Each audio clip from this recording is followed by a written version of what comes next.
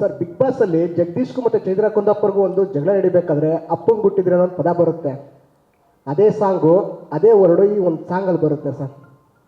ಅದು ಯಾಕಂದ್ರೆ ನಿಮ್ಮ ಸಿನಿಮಾದಲ್ಲಿ ಯಾಕಂದ್ರೆ ನಿಮ್ಮ ಅಭಿನಯ ಚಕ್ರವರ್ತಿ ಭಾಷಾ ಅಂತ ಯಾಕಂದ್ರೆ ನಿಮ್ಮ ಸಿನಿಮಾದಲ್ಲಿ ಆ ಥರ ಬರೋದು ಕೆಲವು ಫ್ಯಾನ್ಸ್ಗಳಿಗಾಗಿರ್ಬೋದು. ಇಲ್ಲ ಸರ್, ಆಗಲ್ಲ ಅದು. ಒಬ್ಬ ಪ್ರಪಂಚದಲ್ಲಿ ಲೋಫರ್ಗಳಂತ ಇರ್ತಾರೆ. ಹೆಣ್ಮಕ್ಳನ್ನ ಎತ್ತಾಕೊಂಡೋಗಿ ರೇಪ್ ಮಾಡಿ ಡಿಕ್ಕಿಯಲ್ಲಿ ಹಾಕೊಂಡವ್ರು. ಅವ್ರಿಗೆ ಹೇಳೋದು ಅಪ್ಪಂಗೆ ಹುಟ್ಟಿದ್ರೆ ಬಾರೋ ಅಂತ. ಅವ್ರಿಗೆ ಹೇಳಿರೋದು, ಒಳ್ಳೆಯವ್ರಿಗಲ್ಲ. ಮಿಸ್ಟೇಕೇ ಮಾಡ್ಕೊಬೇಡಿ.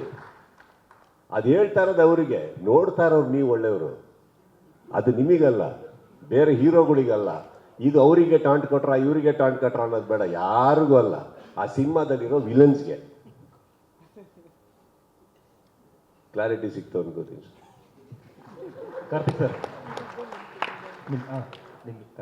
ಸಪೋಸ್ ಸರ್, ಈಗ ನಿಮ್ಮನೆ ಹುಡುಗಿ ಯಾರು ರೋಡಲ್ಲಿ ಹೋಗೋರು ನಿಮ್ಮನೆ ಹೆಣ್ಮಗಿಗೆ ಕೈ ಹಾಕಿ ತೊಂದರೆ ಕೊಟ್ಟರೆ ನಾವು ಶುದ್ಧ ಕನ್ನಡದಲ್ಲಿ ಮಾತಾಡ್ತೀವ ಸರ್?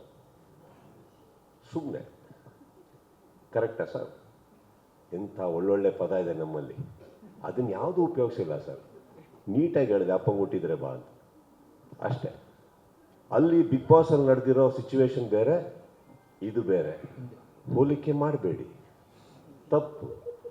ಇದು ಲೋಫರ್ಗಳಿಗೆ, ಮಿಕ್ಕಿದ್ದೆಲ್ಲ ಒಳ್ಳೆಯವ್ರಿಗೆ. Okay, thank you sir.